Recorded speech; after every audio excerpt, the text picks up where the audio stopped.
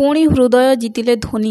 Chennai super Kings ଠାରୁ ନେବେ ମାତ୍ର ଏତିକି, କାହାକୁ ରଖିବ ଚେନ୍ନାଇ?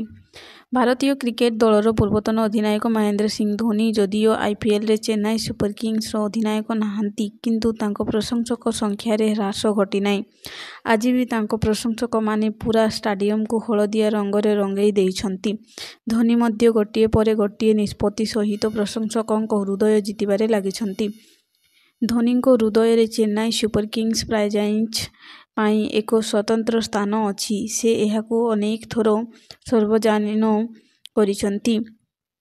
ଧୋନି ପୁଣି ଥରେ ଦଳ ପାଇଁ ଏକ ବଡ଼ ନିଷ୍ପତ୍ତି ନେଇଛନ୍ତି। ରିପୋର୍ଟ ଅନୁଯାୟୀ ଧୋନି ଆଇପିଏଲ୍ 2022-2025 ପାଇଁ ଚେନ୍ନାଇ ସୁପର କିଙ୍ଗସ୍ରୁ ମାତ୍ର 6 କୋଟି ଟଙ୍କା ନେବେ। ଚେନ୍ନାଇ ସୁପର କିଙ୍ଗସ୍ ଆଇପିଏଲ୍ 2025 ପାଇଁ ରବୀନ୍ଦ୍ର ଜାଡେଜା, ଋତୁରାଜ ଗାଇକ୍ୱାଡ, ଶିବମ ଦୁବେ ଏବଂ ମାଥିସା ପାଥିରାନାଙ୍କୁ ବଜାୟ ରଖିବେ।